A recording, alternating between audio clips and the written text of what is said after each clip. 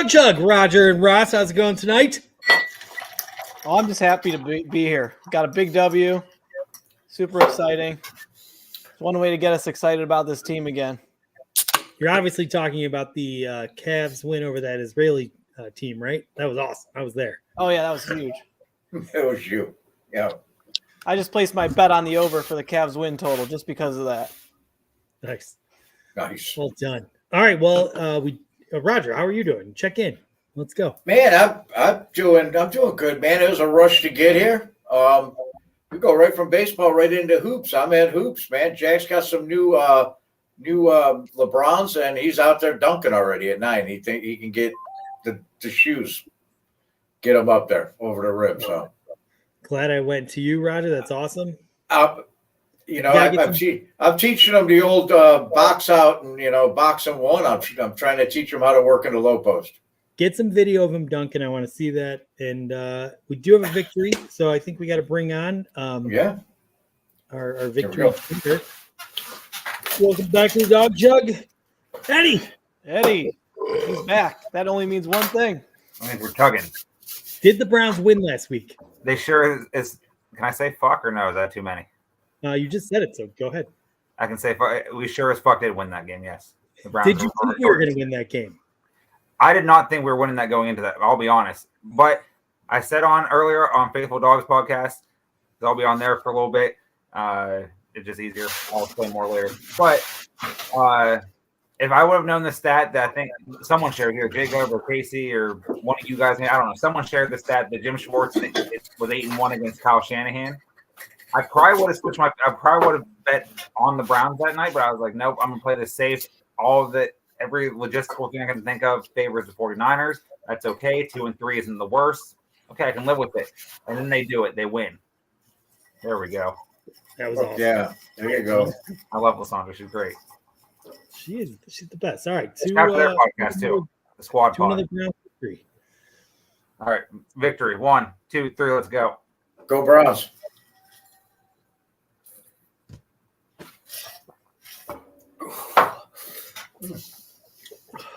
Oh, that brings back. And he's drinking a pumpkin ale. That thing he's is doing the whole jug. Way to go, Ed. wow. Solid. What's Out it? of the bottle. 6, You're the 7%? man. What was that? 6-7%. What? Let's see. What is Blockhouse? And do you guys have access to Blockhouse Brewing over where you're at? I don't know. I don't think I've seen that one. If you do, get 7%. Nice. All right. Mine's I got the Market Garden pumpkin. That's at 7% as well. Okay. Nice. Yeah. I went old school Windsor. And airplane bottle of Windsor I chugged for tonight for you, Ed. That was special. Yeah, some whiskey, man. Yeah. Well, I'm not a whiskey Eddie, guy. are you going to be coming on next week to do another chug? That's the I big think question. so. I think we can beat the Colts no matter if it's PJ Walker or Deshaun Watson, Dorian Thompson-Robinson, the ghost of Baker Mayfield of 2020. No other year, even though he played well other times. The ghost of Jacoby Brissett, the ghost of Brian Hoyer, the ghost of Johnny Manziel, minus the coke, the ghost of anyone else you can think of. I think the defense is too much. I think they sort of handle Indianapolis. Gardner Minshew, I love him. I love him as a player. I love what he's about. But they don't have that offense that the 49ers have, and they made them look pedestrian last week, and Brock Purdy looked average. And I said last week he was a top 5 quarterback in the league. I'm glad I ate crow on that. Nice. Well, I hope you don't eat crow on saying we're going to beat Minshew. I do want to say, Ross, I need you to bet against the Browns. I need you to just have a throwaway parlay and bet against the Browns because you did it last week and we won. So I need you to do that again. I need you to take one for the team. Oh no, I bet for the Browns to win. Just outright money line? No, with the spread. I already did it, so I did the opposite. So what was the spread? -2. Oh yeah, never mind. No, you're good. But if they lose this game, you're never betting on them again this year. No, I have to only bet against. That's correct. Well, Eddie, I hope we see you next week. Show's always better when you're on. Go Browns. I'll be there, by the way. I'm going to be there in person. Oh, nice. I wanted to go to some of these games, but you're going to be there in Indianapolis, huh? Making that 4-hour drive? Yeah, we're going to Columbus first. So it's whatever. Is it a 4 hours from Cleveland to Indianapolis? I think it's going to be more like 6. Is that what I heard? Who knows? Yeah, it's at least 6 because it's every bit of 4 to yeah. Can I ask one thing though of you when you're down there? Sure.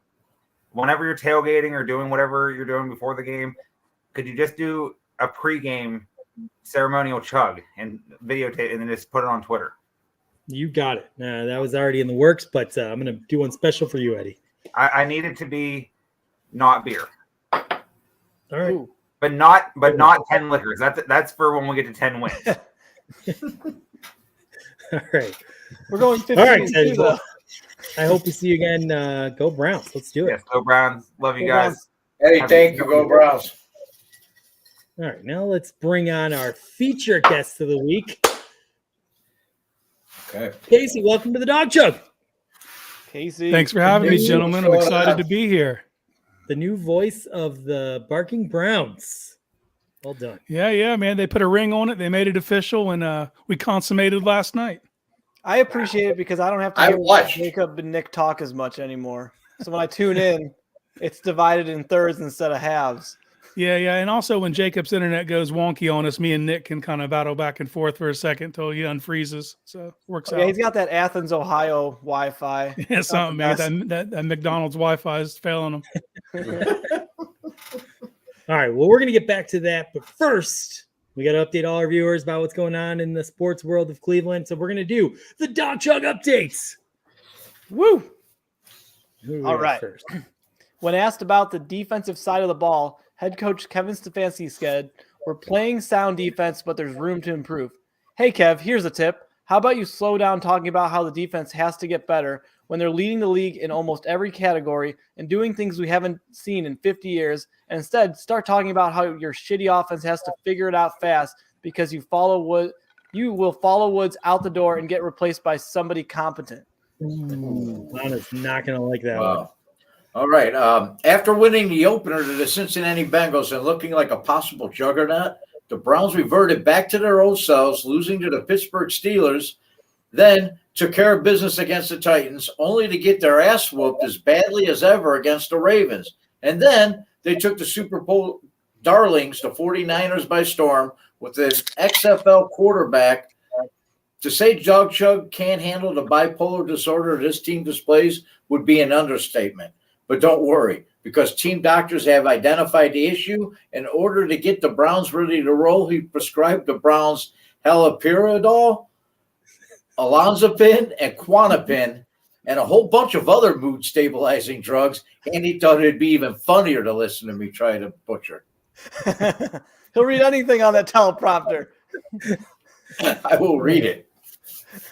All right, this past Sunday, the Browns played one of their gutsiest performances since the return to keep the game close against an opponent that far outmatched them. But it didn't matter as the Browns just kept punching, making plays on offense and defense to give us a chance. And this concluded when the 49ers got the ball back, marched the ball down the field to set up a gimme field goal to win the game. And we all knew exactly what was about to happen. All the callers spouting off about moral victories and other loser crap that only Clevelanders can truly understand. But then something happened. God was a little hungover that Sunday and mixed up the ending. He caused the other team to miss the kick and accidentally gave the Browns the victory. It was amazing. I hope you all enjoyed it because God has promised he would be sober against the Colts and punish us 4 times as much to make up for it. Damn it. Dustin Hopkins was named AFC Special Teams Player of the Week after hitting 4 of his 5 field goals and an extra point. AB has done a great job this offseason and made one hell of a trade for fixing the kicking job in Cleveland. But after proving how easy it is to find a consistent vet, if Andrew ever wastes another draft pick on a kicker again, I'm going to change my position on him faster than Network 2 and 6 does on this team every single week. The NFL has officially inked Commissioner Roger Goodell to a 3-year extension. So he will run the league until at least 2027, and he's going to be 67 years old. Roger promised he would maintain the integrity of the game. Even as teams get more in bed with the sports books, he continued to make the game safe. He continued to grow the league internationally, and most of all, he continue to fuck the Cleveland Browns every chance he gets. Browns quarterback Deshaun Watson spoke with reporters and admitted it's up in the air if he'd be able to play this week. It could be tomorrow. It could be the next day. It could be Sunday. It could be 11 days from now. It could be 2 weeks. It could be 2.5 weeks. It could be 3 weeks and 11 days. It could be a month. It could be a month and a couple days after that. Now, I think I speak for everybody when I say, thank goodness this man's athletic and can throw a football, because holy shit. And now we got the Rogers top 10. Oh, that was good, Andy. All right. You know what, man? These wrote themselves. These are the top 10 reasons Jim Schwartz is a badass. Here we go. Number 10. He can still say Cleveland Indians, and it sounds so natural and cool. Native Americans high-five him. Number 9. You never see him and Batman in the same room. Number 8. D. Haslam has to make an appointment to see him. Number 7. They once screwed up his McDonald's drive-thru order, and to make it up to him, they gave him the recipe to the secret sauce. Ooh. Number 6. In the offseason, he drives a big rig around the country competing in seedy backroom arm wrestling contests. You got to be a badass to do that. Number 5. Women ask him for dick pics. That's rough. Number 4. He once made a fat, lazy nose tackle swallow his own tongue. Oof. Number 3, he's a charter member of the Flying Elvises Utah chapter. Oh, honeymoon in Vegas. Number 2, he still sends his child support payment on time to Mike and Peggy Shanahan. Who's your daddy? And the number 1 reason Jim Schwartz is a real badass, Taylor Swift watched Sunday's game in a loge with his mom. And that is tonight's top 10 reasons Jim Schwartz is a badass. As always, Roger. Well done. That was amazing. One that didn't make it was he makes Tim Misny pay. That one got cut. And there's another one about the Gray Fox and all the Stefanski ladies like switching over to the Schwartz. But I didn't want to talk about his Schwartz, so you realize we create the bit for this, so you could do the top 12 if you want. You don't have to be. I made a Doug Chug Law. Remember the one night we did like 28 of them, and I said no more. We're doing 10, and that's it. It's going to be 10. Now, I think our audience would have appreciated. We were drunk before the 10. Before we got to the top 10 out of the 28, we were already drunk, and the show was halfway through. Well done, Roger. That was hilarious. Yes. I never read those in advance so that I'm laughing, and I laughed hard this week. Now everybody can tune back in and listen to KC talk about real football. Yes. So it's good. That's a good transition. Casey, talk about real football. Right. I love it. I love real football. It's the best thing that you could possibly talk about. I don't know, man. We've watched such a shit product for so long. We can actually talk about real football on the defensive side of the ball, and I think that's exciting. If you're a Browns fan, you've waited your whole life to see a defense like this on the field. So let's talk about it. You know, my favorite thing is it's like anytime we have something good going on, it's usually like, oh, this is the best X part of the Browns since 1999. This is the best Browns defense since forever. Forever. We don't have to do the bullshit since 99 stuff. Yeah. It was coincidentally the last time they had a defense comparable would be the 94 team that Jim Schwartz was a personnel executive on. He was just doing the errands for Bill Belichick. But that was the last time I seen a defense that you felt competent could go out and compete with any team. And the coaching staff of that team, lets you know the quality of players that the coaching staff was a who's who of Hall of Fames and whatnot, man. So, of that 94 team. But it's the best defense I've ever seen in my lifetime. I believe and what's crazy, what Stefanski said is like they can get better. That's scary is they can get better. They don't even turn the ball over yet, and they're still doing this, putting the screws to teams. When they start getting turnovers, man, it's going to be curtains. Yeah, just makes the Joe Woods. It just magnifies the wasted 2 years of Joe Woods running that, that unit younger. Can you imagine them being 3 years into 3? Was it 3 years? Can you imagine them being into year 4 of Jim Schwartz system? With the core of Ward, Myles Garrett, can you imagine that? If building they're 5 games into it. And like you said, there's so much room. They could be so much better. Yeah. Now there's room for growth, but our team's going to figure out what we're doing. Are they going to take things away a little bit from our defense? Should we manage our expectations a little bit and maybe accept not to be the greatest of all time, but maybe just like a step down from that? Or is this going to get better, in your opinion? It's unreasonable to assume that they're going to keep this kind of pace up, but they also haven't shown us anything that they're going to let up anytime soon either. Schwartz, for one, no matter what, he's going to be aggressive. He's not going to pull back. So it's not going to be from a lack of effort on that end. But schematically, the people are going to start taking things away, start using our aggressiveness against us. You saw it in the Baltimore game. They're letting the defensive ends get upfield and running the lanes behind them. I mean, there's going to be things like that. But Schwartz this is his 20th year either being a defensive coordinator or a head coach.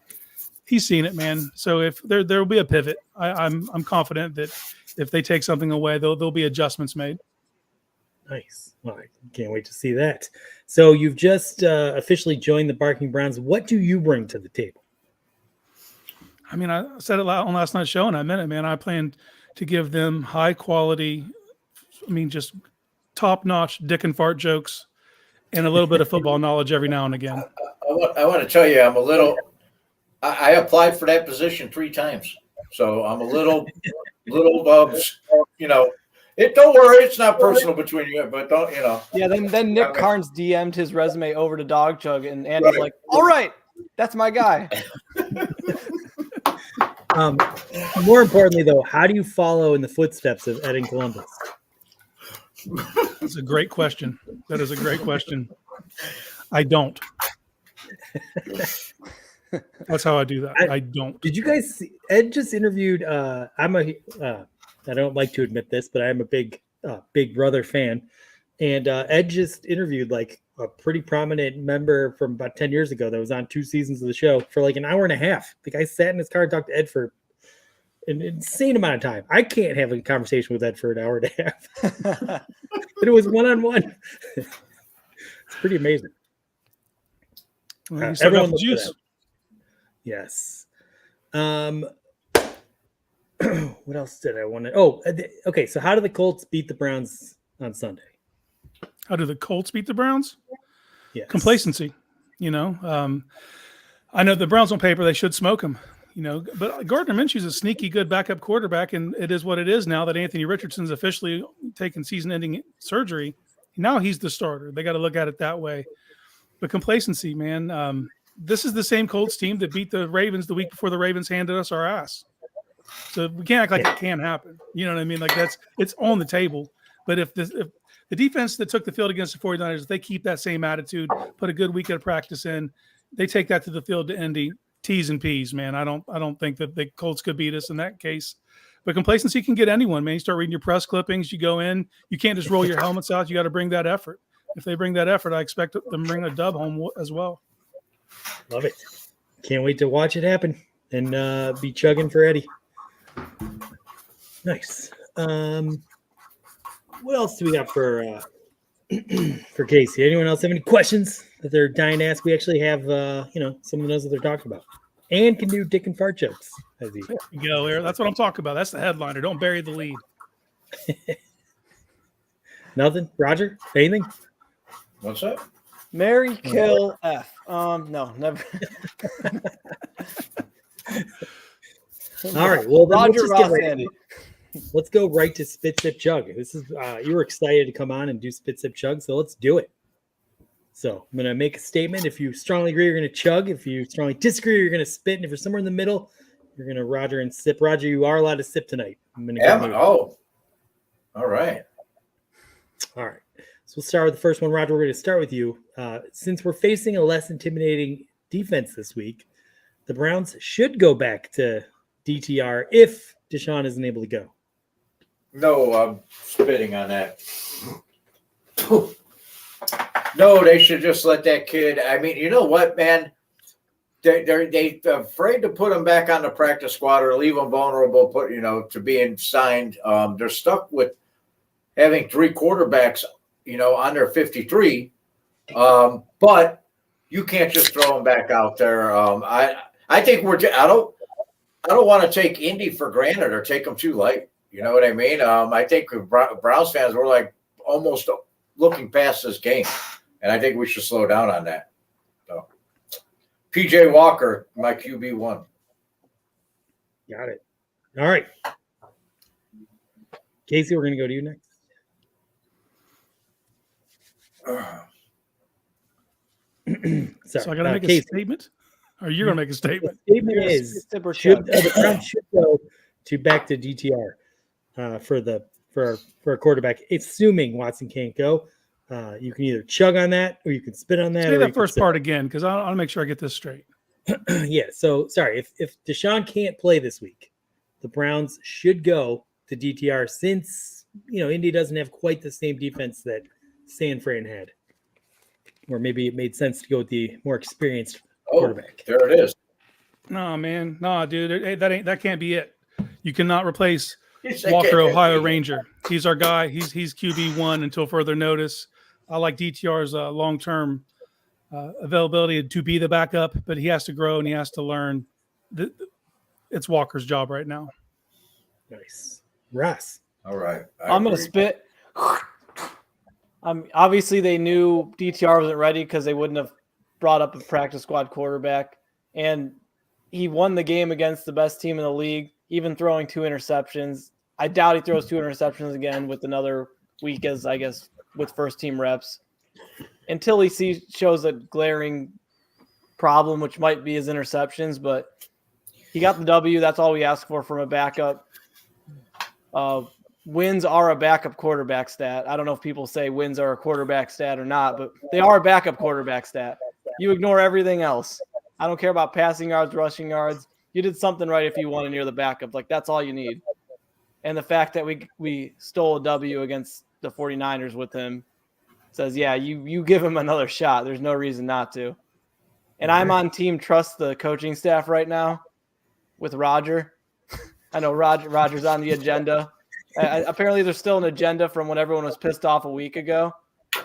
So I'm going to stick to my agenda of I trust the coaching staff right now. So, yeah, spitting. All right. Love it. Yeah, I would say go with the odd hand. But more importantly, I was listening to Goldhammer, and he was actually making a case that PJ Walker should be the QB1 over Deshaun Watson. So obviously he should be our backup. So I'm just going to spit on there. So that was a clean sweep. Wow. It's hitting me early tonight, folks. Yeah, we did. Moving on to number 2.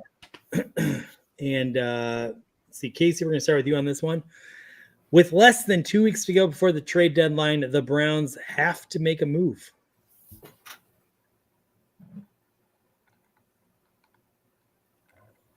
Pinky up. I'll sit.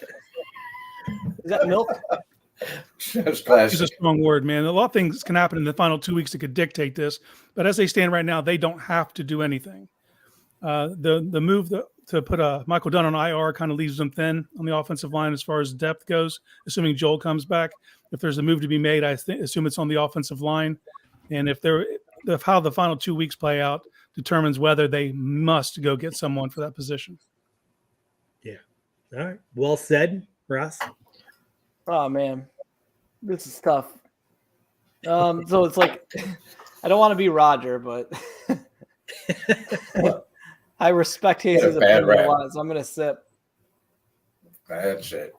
And it's definitely a sip because, if Deshaun was healthy the last 2 weeks and played awesome, you do the whole LA Rams things, go all in, get that extra player, find some team that's desperate to get rid of a Pro Bowl player and just add it to one side of the ball for us. Just go all in, get a vet that's relatively cheap just because they're trying to dump them off. And yeah, you make that move. But at this point, it's kind of crazy to say maybe this isn't the all-in year. We just don't know yet. Maybe in 2 weeks it is. But right now it's not the all-in time. Next year could be our all-in year. I mean, we got the quarterback tied down on that crazy contract. So we're in that situation, which a lot of those teams with elite quarterbacks are. They're always in the running. You just got to pick that year you're going to go all in, and we're not at that at our 3-2 record. So I have to sip on it. I would chug if we were, I guess, 4-1 right now, but we're not. But we should be 4-1. Whatever. Okay, so man, it's a tough one. I kind of want to do all three things, but I think I'm going to go with the fact that the matter is, and I should have clarified. I should have said they need to make a move for a starter, because I do think it would be awesome to go find some depth, maybe get another offensive lineman. We seem to be getting a little injured at that position. And in 2 weeks, things could change dramatically. So I'm open to definitely making a smaller move. I just don't think we need to go make that huge, big blockbuster move. It's hard to evaluate the whole passing part of this team because it's just been injuries and whatever, bad weather. But I think they're going to be okay once everything kind of shakes out and we're looking at the whole season as a whole. So right now, I think I'm okay with what they've got, especially on defense. There's just so many awesome players. Like, it's so exciting to watch guys sub in on defense because you're excited about like all of them for the most part. So anyway, I'm going to spit. I don't think they need to make a move. So here we go. Roger. My turn? Yeah. Could you use that statement in a sentence? Do the Browns need to make you know what? I get to sip. If you can find a left tackle, because you know what, I'm not impressed with Jed Wills yesterday. I think he was on some of the Quanapin, and he got the motor going yesterday. What was he doing yesterday? But apparently everybody's impressed with his effort yesterday. But if you can find a left tackle that you can plug in there and play for the next 3 or 4 or 5 years, if there's one out there. But other than outside that, I don't, not that we don't have holes, but let's let this group and these guys gel and become a team.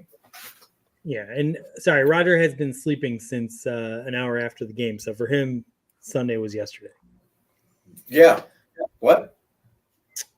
I don't know. I think you were reacting to the fact that people were saying Jed had a good game yesterday, but you made it sound like yeah.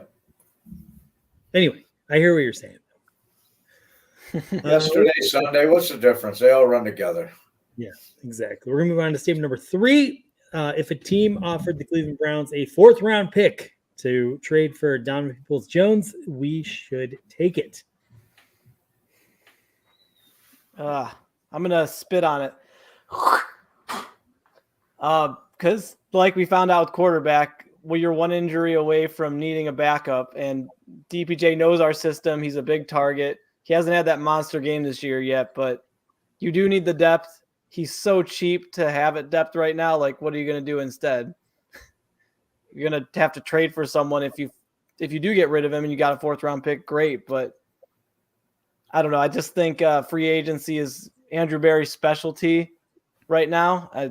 So I'm not gonna bank on him getting this 4th round pick and it changing the world. It's gonna be a rookie when we do get that 4th round pick. I'd rather have DPJ in his third year, 4th year. This is his 4th year. 4th year, man, time's flying. So yeah, no, keep him. You need that, and he still has the potential to have monster games. We just haven't had that offensive explosion yet.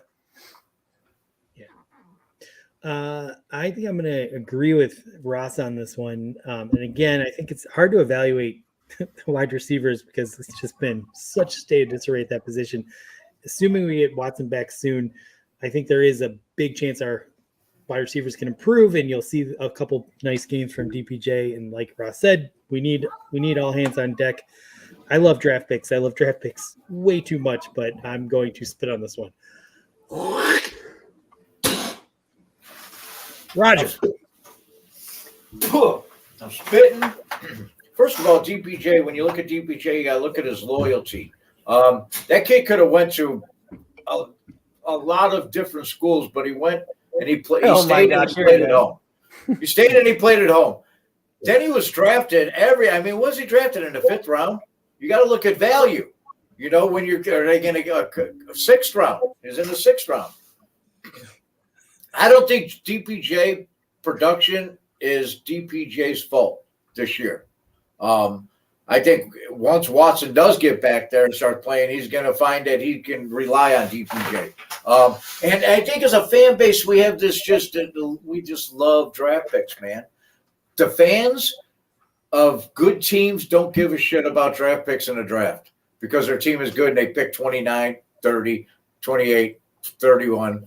I hate the whole let's trade this guy for a draft pick. I hate it. No, I'm spitting. Stop it. Grow up. Who cares about mock drafts? Let's be winners. Let's be champions and not give a shit about the draft. I'm tired of it. It's your turn, Casey. Yeah.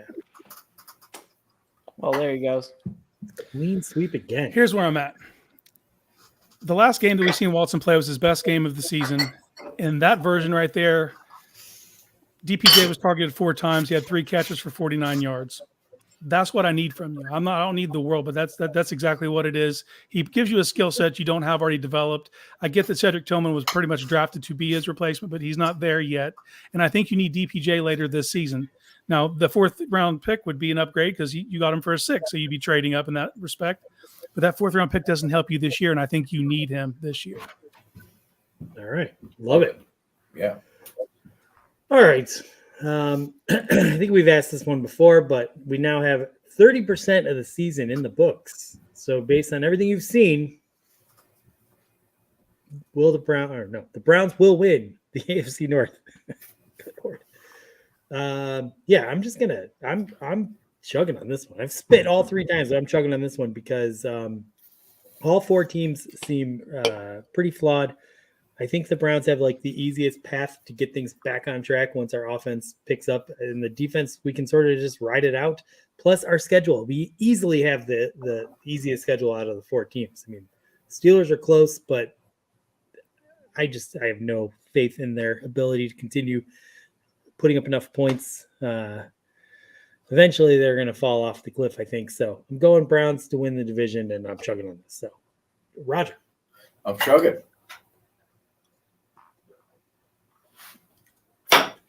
In the NFL, I don't think you can win championships with defense like you used to be able to do with the Bears, with the Baltimore, with those defenses, Pittsburgh way back in. But I think that with the defense that we have, we can give ourselves a really good chance. You know what I mean? And be sustainable, at least for this season and the next. Who knows what player movement and all that, but yeah, I think we can win the AFC North this year because of our defense. All right. Casey. Pinky up. Zipping. I'm going to open up beer just for that. The path is there, obviously, because the AFC North, no one's running away with it. I just feel that it's going to come down to them in Baltimore. And as much as it pains me to say this shit, Baltimore is really well coached. They have a solid defense, but they have a proven quarterback. Now, he has a limited skill set, but what he does excellently.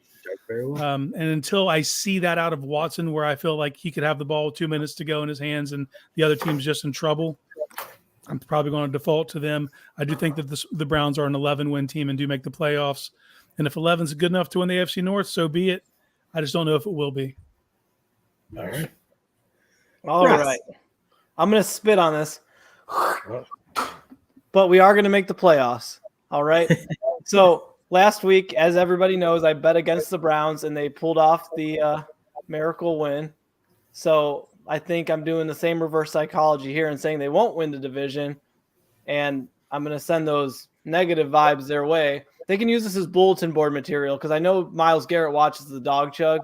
So he's going to throw this up, have this video on replay in the facility, say that asshole Ross attack on Twitter, Ross the sock boss. He can stick a sock in it, and we're gonna win in the AFC North because that guy. I want to prove that guy wrong. Not all the big media guys on ESPN and stuff.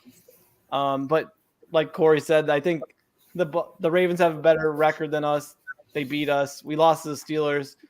So until we can prove we're gonna beat our division opponents, which is unfortunate, we had to play all 3 of them already. That kind of sucks. But we won one of those games. That's it. Yeah. So based on that, there's obviously teams in our division that can beat us. It'd be nice to get it, but I'm good enough with the playoff. All right. All right. Very nice. MC Lawrence says that Casey, unfortunately, you make too much sense for the dog jug, so this will be your final appearance. That's what I was We trying to didn't say. get a dick or fart joke yet. You guys really. set me up. I'm ready, dude. I got him in the holster. Our football knowledge in the show is 100% guest dependent. So the more the quality sports talk is dependent on how good the guest is. So tonight is exemplary. Off the charts. So people our regular viewers are watching us and they think they're watching the wrong podcast because there's quality football talk going on. Good point. I'll tone it down. That's my bad. Thank you. There was a lot of talk about our head coach, obviously, not doing a good enough job. He really hasn't done a good enough job to this point. We had a big win, though. Really wasn't. Although he got PJ Walker ready to go and had a pretty good game plan. Called a great game, right? That was one of my favorite games. The run of the pass was awesome. Do you see Kevin Stefanski being here 3 years from now? Ooh, that's a loaded one, man. That is a loaded one. For me, man, this is it. This is the season. This is the season for which he will be judged. Sure. But it all depends on how this goes down, man. I don't want to hear any injury talk. I don't care what happened to Washington's shoulder. It's sink or swim time for Stefanski. And I know a lot of people have a lot of issues with him. And from what I hear, most of them revolve around play calling, which I have issues with Stefanski, but that's not really the play calling. That's not where it comes in for me. Just take the Deshaun Watson injury, for example. The dude couldn't throw on a practice on Wednesday, and you guys just put ice on his shoulder and took his word for it, and they didn't get an MRI until Saturday. That's a fucking fumble, man. They should have had that MRI machine. He should have walked straight to it right then. That's your $230+ million quarterback's throwing shoulder. What's the guesswork? They fumbled things over time. Even go back to 21 with the Baker injury, that was fumbled. The messaging, they talk, the GM and coach have to be in lockstep, and you see that through time. Him and Barry kind of have a similar style, but the locker room sometimes is disjointed from what Stefanski's saying. You know what I mean? And I don't know that he's a leader of men. For me, that's massive, dude. That's massive. I played as long as my knees would hold up, and those are the coaches you want to play for. As much as I hate to say this out loud, that's the reason I love Mike Tomlin. That dude's a leader of men, and you want to play for guys like that. And I don't think Stefanski has that in him. You can win with all types of coaches. You don't have to think too far back to remember we had Freddie fucking Kitchens. You couldn't have had a more opposite human being than what Stefanski is. And that's what happens in life and in relationships. When you have one thing that goes wrong, you usually go the exact opposite direction. And that got us on Stefanski. He's analytical and he's measured. He's not going to give you shit. And that doesn't bother me. It bothers some people that he doesn't say stuff in press conferences. I don't care, man. He treats us like mushrooms. He feeds us shit. I'm amazed that people expect him to. No, coach, I'm amazed people expect him to. Bill Belichick will put you to sleep like it's a lullaby. He ain't telling you jack. You know what I mean? It's everybody has. They're lying because his lips are moving. Why even? Exactly. Let him say whatever he's going to say in press conferences. But behind the scenes, are you leading men? Do they respect your word? Do they get fired up for you? Do they play for you? Now, I know they play for one another, and I know for sure as shit they play for Jim Schwartz. You can see how that's going down already on the defensive side of the ball. Is Stefanski going to be here in 3 years? Depends on what happens this season. Yeah. Nice. All right. But even if, so let's say the Browns win the division by default because Baltimore just can't get it done late in the season or something. And they extend him because I think at that point they'd have to extend both those guys. Should he be here? If they make a run in the playoffs, yes. That's an evaluation you're going to make. We're all going to make at the end of the season. But yeah, I want Andrew Berry back either way. I don't think it's a marriage deal. I don't think it's a joint thing where you can have one, but not the. I think that Andrew Berry is going to be here. I think that he's cutting edge, man. I think he's on the top of it. Cutting edge. Stefanski, they got to make a run, dude. You got to show life. And how many? If we did move on from Andrew Berry because this season was disappointing, how many teams would be lining up to bring that guy? Oh my God! On board? Well, technically, Stefanski is not Andrew Berry's coach because he was hired after Kevin Stefanski. Mm-hmm. Paul DePodesta hired Andrew Berry probably a week later. So it's not like Andrew Berry's tied to Kevin Stefanski as a hire or as the GM. Really. 100. You're right there, Roger. And Casey says if we don't win this year, Stefanski's going to be the fall guy, like 100%. I don't think anyone disputes that. So get it done. You got the runway. Get it done. It starts this week against the Indianapolis Colts. You know what, man? We were a missed field goal, and it surprised me because the kids used to kick in this part of the country in that weather, in the big house, or you know what I mean. When he went wide right, if it wasn't for that, we'd be talking about. I want to ask you, Casey, about they were in the third quarter. We had the ball. We're up 3, and we get a penalty. We're now 2nd and 20 or 25 at about our own 30-yard line, maybe to 28. And he has this kid throwing instead of run the ball twice, throw a screen, and punt the ball and let your defense. That's the thing that drives me nuts about Stefanski. He had him throwing. He almost got picked off, or he did. He got picked off for the touchdown. I'm sorry. I mean, that was, and I put it out on Twitter or whatever, that's it. That we lost this game because of that, because of Stefanski, that play. They bailed him out. Really. He got bailed out in a way. Because when he got hung over. In that situation, you're up 3. It's the third quarter. Run a minute or 2 off the clock and punt the ball and let your defense continue to do what they've been doing all afternoon. You know what I mean? And live to fight another series. And when he had him throw that ball on that, on that series in the third quarter, I thought that was it. That's usually the point. Choir, man. But that's usually the point where it does happen. Somehow, miraculously, we ended up winning that game when a rookie kicker, shanked it. That was definitely an M. Night Shyamalan twist. We've seen this movie 1,000 times, and it's never ended that way. But now you're preaching to the choir, man. Like when they were up 3 and they were driving there, dude, field position. Look, man, you try to get close enough that maybe you attempt a field goal, maybe you inch close, but if not, pin them, man. Borquez was pinning them. He had an excellent game. He's a weapon. With this defense, if you pin, you can. This defense, I believe, is prime for a pick 6. I believe this defense is going to start getting turnovers. You're going to see one of them in the end zone real soon. And that's a shortcoming, or if there's anything they can improve on defensively, is turnovers. Getting that, and they had, they do, but at a higher rate. But when the defense isn't on, or when you're holding them to 3 and outs and they're not on the field as often, and less likely to get a turnover. When you're 3 and out is basically a turnover. You know what I mean? Yeah. When you're holding them 4, 6 in a row they had, where they didn't move the football. They didn't have a first down until that final drive in the second half. Yeah. That second half, they didn't have a first down. Right, it was 6 in a row until that 7th. Yeah, exactly. They had 2 drives, one to start the game and one at the end. That was it. Yeah, and you saw Stefanski lean on that at one point because they faked like they were going to go for a 4th down and just took the delay of game and punted it. Like, I think that's a smart move. I know that you want, but then but because of that, then he later had to go for a 4th down after they were down. But I get it. When you have a defense playing the way that this defense is playing, like lean on it. You're literally, you have a practice squad quarterback. You got Steeman Willie Beeman from any given Sunday out there. Feel free just to play the field position battle. Try to pin them back and just let your defense go to work.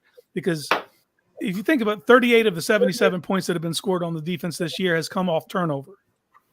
If you just avoid the turnover, man, you're going to choke teams out. Right. And unfortunately, we saw that come to fruition. He throws the pick. They run it down to, I don't know what it was, the 7 or whatever.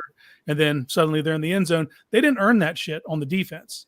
The defense was just put in a quick change situation, which has happened twice. It happened against Baltimore as well. All of a sudden, they just find themselves inside the goal to go. There's Lamar Jackson on the 8-yard line. It's not but no teams are have a hard time driving that ball 90 yards. Right. Yeah. All right. Yeah. I love that. So no turnovers, and we're going to win this week, is what he just said. So. Man, if you could, what didn't we win something? We've lost a turnover battle every game, and we still every won. Single game. Right? Yeah, we had 2 turnovers. That's we insane. only got 1. Yeah, right. It's an anomaly. It doesn't happen. Let's just break even on it. there's like a 17% chance you win if you're more than 2 down in the turnover battle. And 2 of our 3 wins, that's been the case. That just goes to speak about this defense, though. They're keeping you in games that you have no business being in, from a turnover perspective.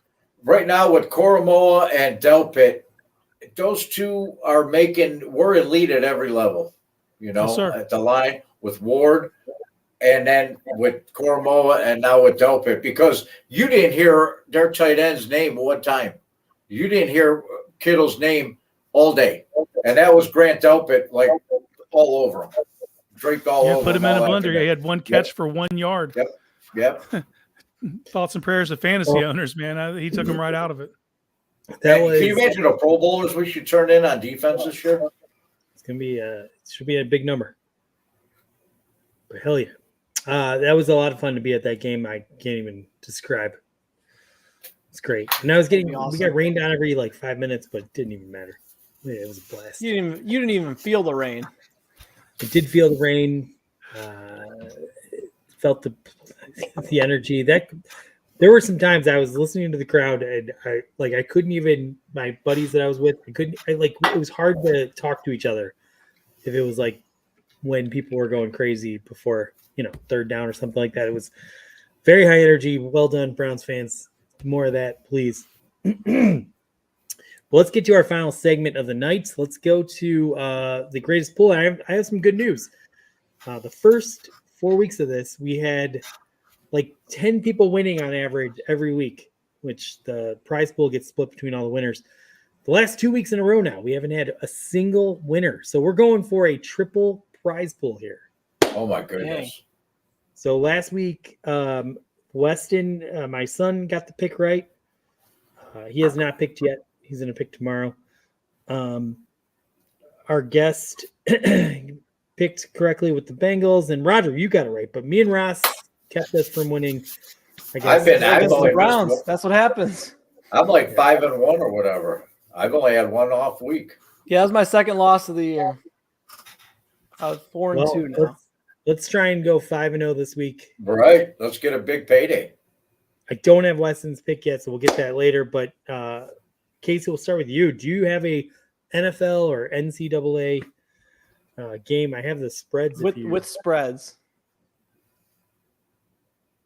Yeah. Do you want us to give you some time? Do you want to? No. What are the Falcons getting against the Bucks? What? How much are the Bucks favored by? They're getting 2.5 on mine. That's a good game, man. I was looking at that. Give me the Falcons, dude. Baker's got a busted left hand. I think so too, man. Falcons defense is one of the best. Falcons defense is hot, man. They're a good defense, and they can run the ball. I think they're going to take the air out of it. It's a division game. They know the opponent, and we know when Baker has a hurt opposite appendage, it doesn't go well. So there you go. Yeah. All right, so you're getting 2.5 points against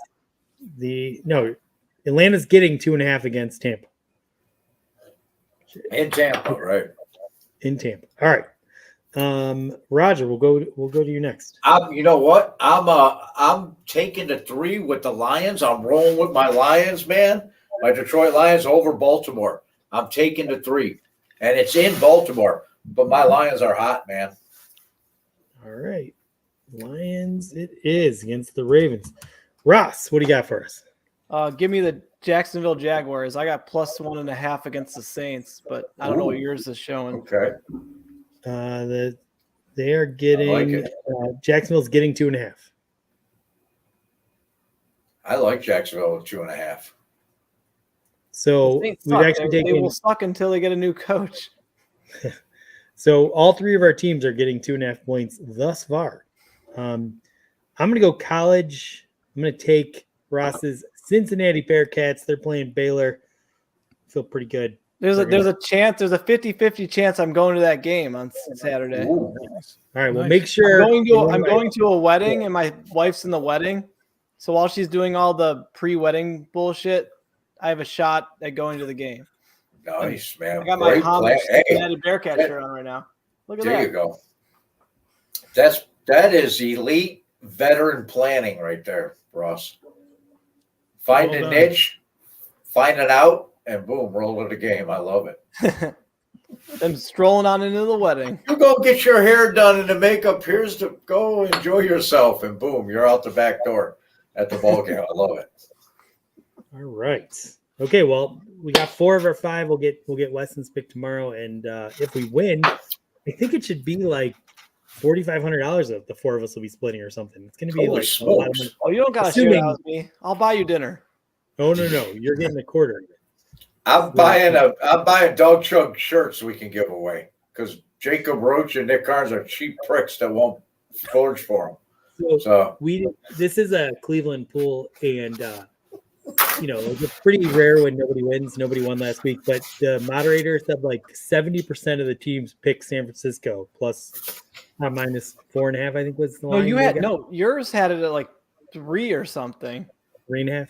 It was super low because it was before all And then those. 9.5, minus 9.5. So everyone picked that, and when it didn't hit, that meant we get to roll that money into the next week. So And the Eagles losing too was a big thing. So yeah. Anyway, all right. I got well, some that's all. promos to plug when we're all before we go. Promo Yeah. away. And by the way, I wanted to before you go promoing, I wanted to mention when I was talking about Ed in Columbus, talking with the Big Brother guy, that was with the We Love Sports podcast. Everyone go check them out. They're awesome.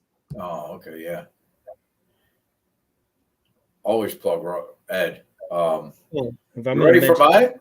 Yes, please. Well, Ed in Columbus is joining us because Ross can't. It's going to be next Tuesday on the Squad Pod with Yvette, Lena, and Lysandra. And we're going to, it's a big Halloween show. And I know I'm planning my costume. Going to blow you guys away. It's awesome. We have that going. And then the following day, Dog Chug next week is going to be Cav Chug. And we're going to have Zach Wyson that has Across the Cavs from Network 216. And everybody's going to be wearing homage T-shirts, of course. And whatever, man. We're going to drink some beer. But don't forget Squad Pod next Tuesday night over there at Bougie Sports. We're going to be on Andy, myself, and Ed in Columbus are going to be guests on that. Going to be again? Pardon? What time of the night is I that? think it's at 9 p.m. It's 9 o'clock. Yeah. 9 o'clock, yeah. We're all going to be wearing costumes, so please, everyone, come check us Oh, out. man, my costume is going to be a beaut. It's a beaut, what you see. Ed in Columbus is also going to be on. He shared what his costume is going to be. It's going to be amazing. Yeah. I can tell you, it's likely he's going to have a mask on, so he won't talk as much. So hopefully everyone will tune in because they won't be as worried about him blathering on. It's kind of annoying. Anyway, any other plugs? Is that all your plugs? Casey's got something. You got anything to plug? Pro Sports Fans. It's an app. You can get it. You can get it on Apple, Android, PSF, Pro Sports Fans. Me and Jacob Roach have a show on there called Off the Leash every Friday night, 9 o'clock. Uncensored, unfiltered, previewing the game ahead. I like it A already. cool segment called Two Truths, One Lie. And then we get to do occasional live game watch-alongs. It's a blast. I'll be on the pregame for Network 216, 11 a.m. Sunday morning. Tune in. We're going to be bringing you everything up through the inactives and kind of getting everybody's takes and see how this game could play out. And then we'll do a post-game at some point. And then I'll be on cleveland.com for Sports for CLE next Tuesday at 4:30. Wow. Hey, that pregame thing that you're on, I might join you. You and I kind of gel. You and I kind of gel tonight. Yeah, That's Nick Carnes and Jacob Rose kissed my ass for not giving me that position. I kicked ass tonight. Hey, I'll jump on from Indy, from behind enemy lines. You need to.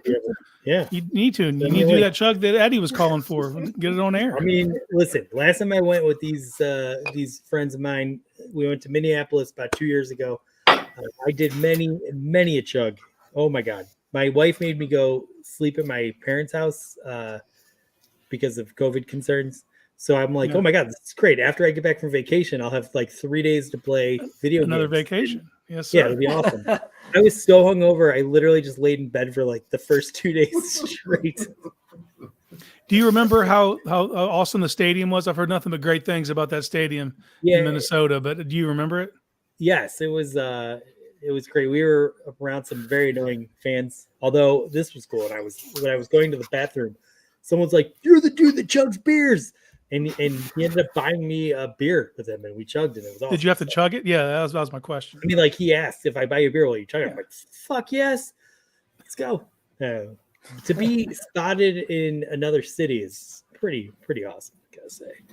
But the stadium was really cool. Although I will say, they didn't have like a real tailgate in Minnesota.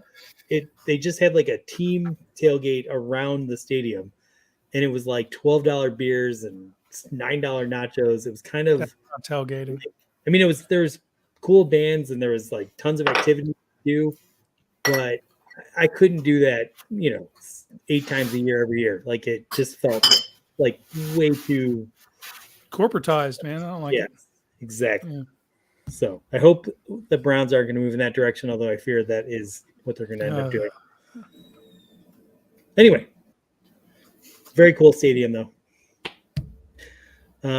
So with that, I think we're good.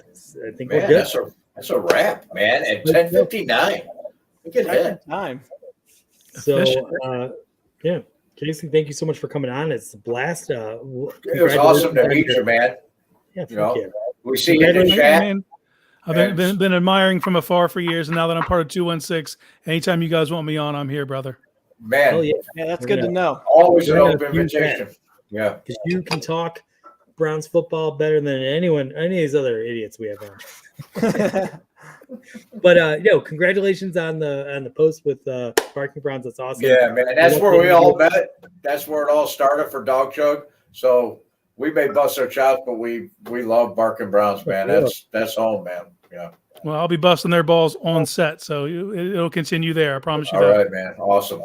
All right. Well, thanks, Roger and Ross. Thanks, Eddie, for jumping on and doing a victory chug. Hope you get to do another one this week. Yeah, Eddie, thank you, man. Everyone in the comments today, you were lively. Make sure everybody watches the Petty Eddie podcast, man, on Network 216. Yeah. All right. Well, with that, here we go, Brownies. Here we go. Go Browns.